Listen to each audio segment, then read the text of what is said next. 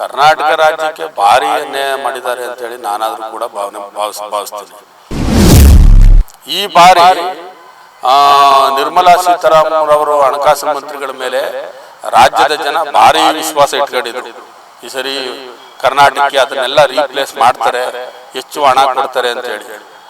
ಈಗ ನಾವು ಈ ಸರಿ ಬಜೆಟ್ ಅನ್ನ ನೋಡಿದಾಗ ಕರ್ನಾಟಕಕ್ಕೆ ಶೂನ್ಯ ಬಜೆಟ್ ಅನ್ನ ಅವರು ಕೊಟ್ಟಿದ್ದಾರೆ. ಯಾವುದೇ ಅಭಿವೃದ್ಧಿಗೆ ಅವರು ಗಮನ ಕೊಟ್ಟಿಲ್ಲ. ಇವರು ಬಿಜೆಪಿ ಅವರು ಮತ್ತೆ JDU-ನವರು ಅಲಯನ್ಸ್ ಆಗಿದ್ದಾರೆ ಅಲ್ಲಿ. ಆ ಕಾರಣಕ್ಕೆ ಅಲ್ಲಿ ಬಿಹಾರಕ್ಕೆ ಅತಿ ಹೆಚ್ಚಿನ ಅನುದಾನವನ್ನ ಕೊಟ್ಟಿದ್ದಾರೆ, ಮತ್ತೆ ಆಂಧ್ರ ಕೊಟ್ಟಿದ್ದಾರೆ.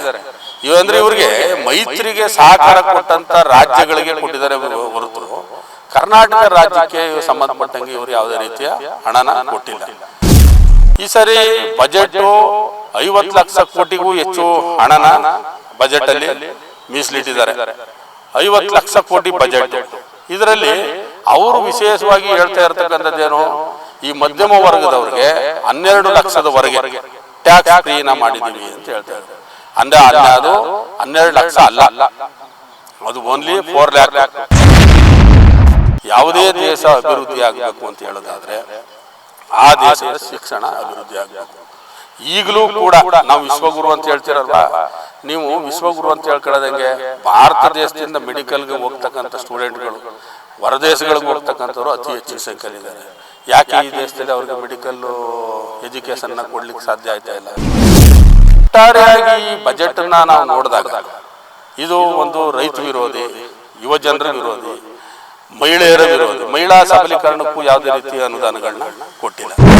ನಿರ್ಮಲಾ ಸೀತಾರಾಮನ್ ಅವರಲ್ಲಿ ನಾನು ಮತ್ತೆ ಈ ಕರ್ನಾಟಕದ ಬಿಜೆಪಿ ಅವರಲ್ಲಿ ವಿನಂತಿ ಮಾಡ್ಕೊಳ್ಳೋದೇನಂದ್ರೆ, 2 ಬಾರಿ ಗೆಲ್ಸಿದ್ರು, ನೀವಾದ್ರೂ ಅಪೀಲ್ ಮಾಡಿ ಕರ್ನಾಟಕಕ್ಕೆ, ನೀವು ಇಲ್ಲಿ ಪಕ್ಷ ಯಾವ್ದಾರು ಇರಲಿ, ಕರ್ನಾಟಕದ ಅಭಿವೃದ್ಧಿಗೆ ಸಂಬಂಧಪಟ್ಟಂತೆ, ಅಭಿವೃದ್ಧಿ ಯೋಜನೆಗಳಿಗೆ ಸಂಬಂಧಪಟ್ಟಂತೆ ಹಣನ ಮೀಸಲಿಡಿಸ್ತಕ್ಕಂಥದ್ರಲ್ಲಿ ಫೇಲ್ಯೂರ್ ಆಗಿದ್ದಾರೆ. ದೇಶ ಅತಿ ದೊಡ್ಡ ಮಟ್ಟದಲ್ಲಿ ಗೌರವಿಸುವಂತ ಅಂಬೇಡ್ಕರ್ ಅವರ ಬಗ್ಗೆ ಒಬ್ಬರು ಗೃಹ ಮಂತ್ರಿಗಳು ಹಗುರವಾಗಿ ಮಾತಾಡ್ತಕ್ಕಂಥದ್ದು. ಕರ್ನಾಟಕ ರಾಜ್ಯಕ್ಕೆ ಸಂಬಂಧಪಟ್ಟಂಗೆ ಈ ಸಾರಿ ಬಜೆಟ್ ಮೇಲೆ ಮಾತಾಡ್ತಕ್ಕಂಥದ್ದಾದ್ರೆ ಆ ಬಜೆಟ್ನ ಒಟ್ಟಾರೆಯಾಗಿ ನಾವು ಅವಲೋಕನ ಮಾಡೋದಾದ್ರೆ ಭಾರಿ ಭ್ರಮನಿರಸನ ಆಗಿದೆ ಕರ್ನಾಟಕ ರಾಜ್ಯಕ್ಕೆ. ಕರ್ನಾಟಕ ರಾಜ್ಯಕ್ಕೆ ಭಾರಿ ಅನ್ಯಾಯ ಮಾಡಿದ್ದಾರೆ ಅಂತೇಳಿ ನಾನಾದರೂ ಕೂಡ ಭಾವಿಸ್ತೀನಿ. ಯಾಕಪ್ಪ ಅಂತ ಹೇಳಿದ್ರೆ ಕರ್ನಾಟಕ ರಾಜ್ಯ GSTನಲ್ಲಿ ಇಡೀ ದೇಶದಲ್ಲಿ 2ನೇ ರಾಜ್ಯ. GST ಮೂಲಕ ಅತಿ ದೊಡ್ಡ ಕೊಡುಗೆ ಕೊಡ್ತಕ್ಕಂಥ ರಾಜ್ಯದಲ್ಲಿ ಸುಮಾರು 4 ಲಕ್ಷ ಕೋಟಿ ಹಣ ಕರ್ನಾಟಕದಿಂದ ಹೋಗ್ತಕ್ಕಂಥದ್ದು. ಇಷ್ಟಿದ್ರೂ ಕೂಡ ಜೊತೆಗೆ ಈ ನಮ್ಮ ಕರ್ನಾಟಕಕ್ಕೆ ಹೆಚ್ಚಿನ ಅನುದಾನ ಕೊಡಬೇಕು ಅಂತೇಳಿ ಸುಪ್ರೀಂ ಕೋರ್ಟ್ ಮಟ್ಟಕ್ಕೂ ಹೋಗಿತ್ತು ಅದು ಮ್ಯಾಟ್ರ್ಗಳು. ಇದೆಲ್ಲವನ್ನು ಗಮನಕ್ಕೆ ತಗೊಂಡಾಗ ಈ ಬಾರಿ ನಿರ್ಮಲಾ ಸೀತಾರಾಮನ್ ಅವರು ಹಣಕಾಸು ಮಂತ್ರಿಗಳ ಮೇಲೆ ರಾಜ್ಯದ ಜನ ಭಾರಿ ವಿಶ್ವಾಸ ಇಟ್ಕೊಂಡಿದ್ರು. ಈ ಸರಿ ಕರ್ನಾಟಕಕ್ಕೆ ಅದನ್ನೆಲ್ಲ ರೀಪ್ಲೇಸ್ ಮಾಡ್ತಾರೆ, ಹೆಚ್ಚು ಹಣ ಕೊಡ್ತಾರೆ ಅಂಥೇಳಿ. ಈಗ ನಾವು ಈ ಸಾರಿ ಬಜೆಟನ್ನು ನೋಡಿದಾಗ ಕರ್ನಾಟಕಕ್ಕೆ ಶೂನ್ಯ ಬಜೆಟನ್ನು ಅವರು ಕೊಟ್ಟಿದ್ದಾರೆ. ಯಾವುದೇ ಅಭಿವೃದ್ಧಿಗೆ ಅವರು ಗಮನ ಕೊಟ್ಟಿಲ್ಲ. ಇದ್ರ ಜೊತೆಗೆ ಈ ಸರಿ ಸುಮಾರು 50 ಲಕ್ಷ ಕೋಟಿಗೂ ಹೆಚ್ಚು ಬಜೆಟನ್ನು ಮಂಡಿಸಿದ್ದಾರೆ. ಸುಮಾರು 50 ಲಕ್ಷ ಕೋಟಿ. 50 ಲಕ್ಷ ಕೋಟಿನಲ್ಲಿ ಅವರು ಈ ಸರಿ ಬಿಹಾರದಲ್ಲಿ ಚುನಾವಣೆ ಇದೆ. ಇವರು BJP ಅವರು ಮತ್ತು JDU-ನವರು ಅಲಯನ್ಸ್ ಆಗಿದ್ದಾರೆ ಅಲ್ಲಿ. ಆ ಕಾರಣಕ್ಕೆ ಅಲ್ಲಿ ಬಿಹಾರಕ್ಕೆ ಅತಿ ಹೆಚ್ಚಿನ ಅನುದಾನವನ್ನು ಕೊಟ್ಟಿದ್ದಾರೆ, ಮತ್ತು ಆಂಧ್ರಕ್ಕೆ ಕೊಟ್ಟಿದ್ದಾರೆ. ಇವಂದ್ರೆ ಇವ್ರಿಗೆ ಮೈತ್ರಿಗೆ ಸಹಕಾರ ಕೊಟ್ಟಂಥ ರಾಜ್ಯಗಳಿಗೆ ಕೊಟ್ಟಿದ್ದಾರೆ ಹೊರತು ಕರ್ನಾಟಕ ರಾಜ್ಯಕ್ಕೆ ಸಂಬಂಧಪಟ್ಟಂಗೆ ಇವರು ಯಾವುದೇ ರೀತಿಯ ಹಣನ ಕೊಟ್ಟಿಲ್ಲ.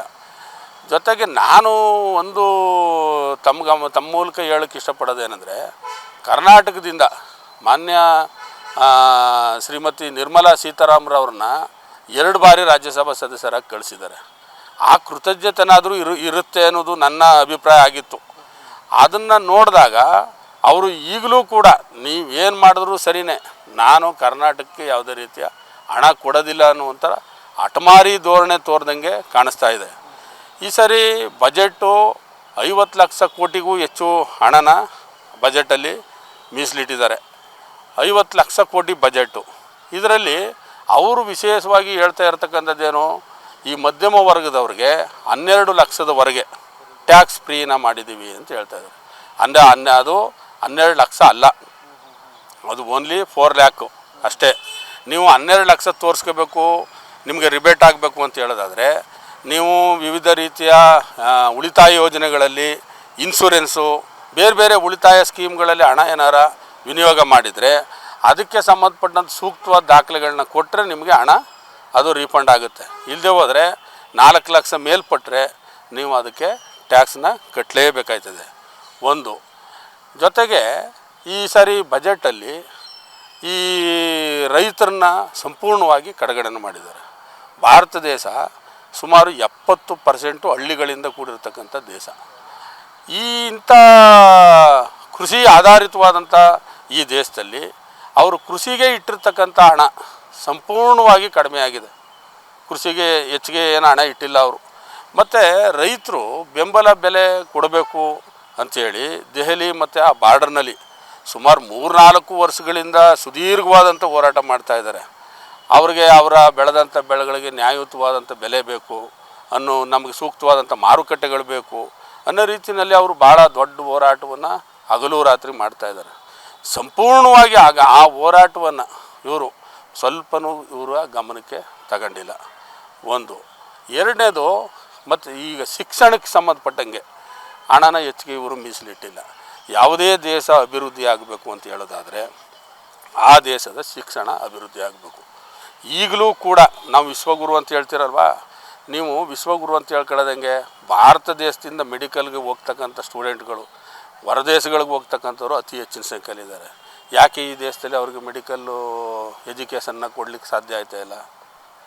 ಮತ್ತು ಶಿಕ್ಷಣಕ್ಕೆ ಸಂಬಂಧಪಟ್ಟಂತೆ ಶಿಕ್ಷಣ ಅವರ ಕಾನೂನುಬದ್ಧವಾದಂಥ ಹಕ್ಕು, ಪ್ರತಿಯೊಬ್ಬರ ಶಿಕ್ಷಣ ಪಡೀತಕ್ಕಂಥ ಹಕ್ಕು. ಆ ಶಿಕ್ಷಣ ಕ್ಷೇತ್ರಕ್ಕೆ ಇಟ್ಟಿರ್ತಕ್ಕಂಥ ಒಟ್ಟಾರೆ ಹಣ ತುಂಬ ಕಡಿಮೆ ಆಗಿದೆ.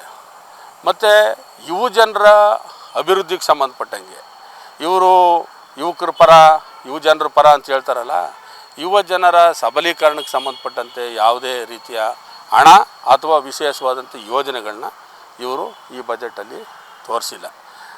ಮತ್ತು ಹೆಲ್ತ್ಗೆ, ಆರೋಗ್ಯ ಒಂದು ದೇಶಕ್ಕೆ ಅತಿ ಪ್ರಮುಖವಾಗಿ ಬೇಕಾಗಿರ್ತಕ್ಕಂಥದ್ದು. ಬೇರೆ ಎಲ್ಲದಕ್ಕಿಂತಲೂ ಆರೋಗ್ಯ ಕ್ಷೇತ್ರಕ್ಕೆ ಸಂಬಂಧಪಟ್ಟಂತೆ ಸರ್ಕಾರಗಳು ಅತಿ ಹೆಚ್ಚಿನ ಗಮನ ಹರಿಸಬೇಕು. ಆರೋಗ್ಯಕ್ಕೆ ಮೀಸಲಿಟ್ಟಿರ್ತಕ್ಕಂಥ ಹಣ ಸಂಪೂರ್ಣವಾಗಿ ಕಡಿಮೆಯಾಗಿದೆ.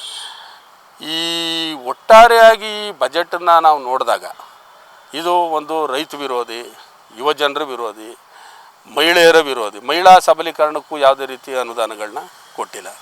ಮತ್ತು ಈ ಮನ್ರೇಗಾ ಅಂಥೇಳಿ ಉದ್ಯೋಗ ಖಾತ್ರಿ ಯೋಜನೆ ಅಂಥೇಳಿ ಹಿಂದೆ ಕಾಂಗ್ರೆಸ್ ಗೌರ್ಮೆಂಟ್ ತಂದಿತ್ತು. ಆ ಮನ್ರೇಗಾ ಯೋಜನೆಗೆ ಈ ಹಿಂದೆ ಇಟ್ಟಿದ್ದ ಬಜೆಟ್, ಈ ವರ್ಷದ ಬಜೆಟ್ಗೂ ಈ ಸರಿ ಬಜೆಟು ಕಡಿಮೆ ಮಾಡಿದ್ದಾರೆ. ಸೊ ಅದು ಕೂಡ ಇವರು ಗ್ರಾಮೀಣ ಜನರನ್ನ ಇವರು ಕಡೆಗಣಿಸಿದ್ದಾರೆ ಅನ್ನೋ ರೀತಿಯಲ್ಲಿ ಇದೆ. ಸೊ ಇದು ಈ ಒಂದು ದೂರದೃಷ್ಟಿ ಇಲ್ಲದ ಬಜೆಟ್ ಅಂಥೇಳಿ ನಾನಾದರೂ ಕೂಡ ಭಾವನೆ ಮಾಡ್ತೀನಿ. ಜೊತೆಗೆ ಇಡೀ ದೇಶದಲ್ಲಿ, ನಮ್ಮ ಭಾರತ ದೇಶದಲ್ಲಿ 140 ಕೋಟಿ ಜನಸಂಖ್ಯೆ ಇದೆ. ಆ 140 ಕೋಟಿ ಜನಸಂಖ್ಯೆಯಲ್ಲಿ ಟ್ಯಾಕ್ಸ್ ಕಟ್ತಕ್ಕಂಥವ್ರು 10 ಕೋಟಿ ಮಾತ್ರ. ಆದರೆ ಇಂಡೈರೆಕ್ಟ್ ಟ್ಯಾಕ್ಸ್ ಕಟ್ತಕ್ಕಂಥವ್ರು ಈ ದೇಶದ ಕೂಲಿ ಕಾರ್ಮಿಕನಿಂದ ಹಿಡಿದು ಉನ್ನತ ಮಟ್ಟದ ದೊಡ್ಡ ಮಟ್ಟದ ಆದಾಯ ಇರ್ತಕ್ಕಂಥವನವರೆಗೂ ಇಂಡೈರೆಕ್ಟ್ ಟ್ಯಾಕ್ಸನ್ನು ಕಟ್ತಲೇ ಇದ್ದಾರೆ. ಆ GST ಮೂಲಕ ಇಡೀ ದೇಶದಲ್ಲಿ ಸುಲಿಗೆ ಕಾರ್ಯಕ್ರಮ ನಡೀತಾ ಇದೆ. ಸುಲಿಗೆ ರೀತಿಯಲ್ಲಿ ನಡೀತಾ ಇದೆ. ಆ GST ಅವರ ಗೂಡ್ಸ್ ಆ್ಯಂಡ್ ಸರ್ವಿಸ್ ಟ್ಯಾಕ್ಸಸ್ ಏನೇನು ಹಾಕಿದ್ದಾರೆ ಅದು ಜನರಿಗೆ ಬರ್ತಕ್ಕಂಥ ಆದಾಯ, ಆ ಆದಾಯ ಮತ್ತು ಈ ವಸ್ತುಗಳ ಬೆಲೆ, ಅದ್ರ ಮೇಲೆ ಹಾಕಿರ್ತಕ್ಕಂಥ ತೆರಿಗೆಗಳನ್ನ ನಾವು ಟ್ಯಾಲಿ ಮಾಡಿದಾಗ ಈ ಯಾರೂ ಕೂಡ ಅವರ ಆದಾಯನ ತಿಂಗಳಾಯಿತು ಅಂದರೆ ಸರಿದೂಗಿಸ್ಕೊಳ್ಳೋದ್ರಲ್ಲೇ ಜನ ಸಫರ್ ಪಡುವಂಥ ಮಟ್ಟಕ್ಕೆ ಇದೆ. ಸೊ ಹಂಗಾಗಿ ಇವರು ಜನಪರವಾದಂಥ ಬಜೆಟ್ ಅಲ್ಲ ಇದು. ಒಟ್ಟಾರೆಯಾಗಿ ಆಮೇಲೆ ನೀರಾವರಿಗೆ ಯಾವುದೇ ಹೆಚ್ಚು ಹಣ ಮೀಸಲಿಟ್ಟಿಲ್ಲ. ಆ ಭದ್ರಾ ಮೇಲ್ದಂಡ ಯೋಜನೆಗೆ 5300 ಕೋಟಿ ಹಿಂದಿನ ಬಜೆಟಲ್ಲಿ ಹೇಳಿ, ಈ ಬಜೆಟಲ್ಲಿ ಅದು ಮಾತನೇ ಆಡಿಲ್ಲ. ಸೊ ನಿರ್ಮಲಾ ಸೀತಾರಾಮರವರಲ್ಲಿ ನಾನು ಮತ್ತು ಈ ಕರ್ನಾಟಕದ BJP ಅವರಲ್ಲಿ ವಿನಂತಿ ಮಾಡ್ಕೊಳ್ಳೋದೇನೆಂದರೆ, 2 ಬಾರಿ ಗೆಲ್ಲಿಸಿದ್ರಿ, ನೀವಾದರೂ ಅಪೀಲ್ ಮಾಡಿ ಕರ್ನಾಟಕಕ್ಕೆ. ನೀವು ಇಲ್ಲಿ ಪಕ್ಷ ಯಾವ್ದಾರು ಇರಲಿ, ಕರ್ನಾಟಕದ ಅಭಿವೃದ್ಧಿಗೆ ಸಂಬಂಧಪಟ್ಟಂತೆ, ಅಭಿವೃದ್ಧಿ ಯೋಜನೆಗಳಿಗೆ ಸಂಬಂಧಪಟ್ಟಂತೆ ಹಣನ ಮೀಸಲಿಡಿಸ್ತಕ್ಕಂಥದ್ರಲ್ಲಿ ಫೇಲ್ಯೂರ್ ಆಗಿದ್ದೀರಿ ನೀವು BJP ಅವರು. ನೀವು ಸುಮ್ಮನೆ ಕೆಲಸಕ್ಕೆ ಬಾರದೇ ಇರೋ ವಿಷಯಗಳನ್ನ ಮಾತಾಡ್ತಾ ಇರ್ತೀರಿ. ವಕ್ಫ್ ಅಂತೆ, ಇನ್ಯಾವುದೋ ಆ ಸಂವಿಧಾನದ ಮೇಲೆ ಸಂವಿಧಾನ ಬದಲಾಯಿಸೋಕ್ಕಾಯ್ತದ? ಅದರ ಮೇಲೆ ಚರ್ಚೆ ಮಾಡ್ತಾರೆ ಅವರು. ಇಲ್ಲದೇ ಇರೋ ವಿಷಯಗಳನ್ನೆಲ್ಲ ಎತ್ಕೊಳ್ಳೋದು. ಈ ದೇಶ ಅತಿ ದೊಡ್ಡ ಮಟ್ಟದಲ್ಲಿ ಗೌರವಿಸುವಂಥ ಅಂಬೇಡ್ಕರ್ ಅವರ ಬಗ್ಗೆ ಒಬ್ಬರು ಗೃಹ ಮಂತ್ರಿಗಳು ಹಗುರವಾಗಿ ಮಾತಾಡ್ತಕ್ಕಂಥದ್ದು, ಇವೆಲ್ಲ ನೋಡಿದಾಗ ಇವರು ದೇಶದ ಜನರ ಮೇಲೆ ಇವರು ಅವರ ಅಭಿವೃದ್ಧಿಗೆ ಸಂಬಂಧಪಟ್ಟಂತೆ ಇವ್ರಿಗೆ ಯಾವುದೇ ರೀತಿಯ ದೂರದೃಷ್ಟಿ ಇಲ್ಲ ಅಂಥೇಳಿ ನಾನು ಈ ಸಂದರ್ಭದಲ್ಲಿ ಭಾವಿಸ್ತೀನಿ. ಸೊ ಒಂದು ಬಜೆಟ್ ಅದು ಒಂದು ವರ್ಷದಲ್ಲಿ ತಾನು ಕೈಗೊಳ್ಳುವಂಥ ಸರ್ಕಾರದ ಯೋಜನೆಗಳಿಗೂ ಮತ್ತು ನಾನೇನೇನು ಕಾರ್ಯಕ್ರಮಗಳು ಯಾವ್ಯಾವ ಇಲಾಖೆಗೆ ಎಷ್ಟೆಷ್ಟು ಹಣ ಇಡ್ತೀನಿ ಮತ್ತು ಅದ್ರ ಮೂಲಕ ದೇಶದ ಅಭಿವೃದ್ಧಿಗೆ ನಾವು ಏನೇನು ಪ್ಲ್ಯಾನ್ ಮಾಡ್ಕೋತೀವಿ ಅನ್ನೋ ದೃಷ್ಟಿ ಇಟ್ಕೊಂಡು ಬಜೆಟನ್ನು ಮಂಡಿಸಬೇಕು. ಸೊ ಅದನ್ನು ನೋಡಿದಾಗ ಇವರು 8 ಬಾರಿ ಬಜೆಟ್ ಮಂಡಿಸಿದ್ದಾರೆ. ಸೊ ಒಂದು ಅನುಭವ ಆಧಾರದ ಮೇಲೆ ಇವರು ಉತ್ತಮವಾದಂಥ ಬಜೆಟ್ ಮಂಡಿಸ್ತಾರೆ ಅಂತ ಇತ್ತು. ಇದು ಒಂದು ರೀತಿಯಲ್ಲಿ ಈ ಬಿಹಾರ ಚುನಾವಣೆ ಮತ್ತು ಡೆಲ್ಲಿ ಚುನಾವಣೆ ಈ ಥರ ಕೆಲವು ಚುನಾವಣೆಗಳನ್ನ ದೃಷ್ಟಿಯಲ್ಲಿ ಇಟ್ಕೊಂಡು ಮಾಡಿರ್ತಕ್ಕಂಥ ಬಜೆಟೇ ಹೊರ್ತಿದ್ದು ಇದೊಂದು ಅಭಿವೃದ್ಧಿ ಶೂನ್ಯ ಜನವಿರೋಧಿ ಬಜೆಟ್ ಅಂತೇಳಿ ನಾನು ಈ ಸಂದರ್ಭದಲ್ಲಿ ಹೇಳಲಿಕ್ಕೆ ಇಷ್ಟಪಡ್ತೀನಿ.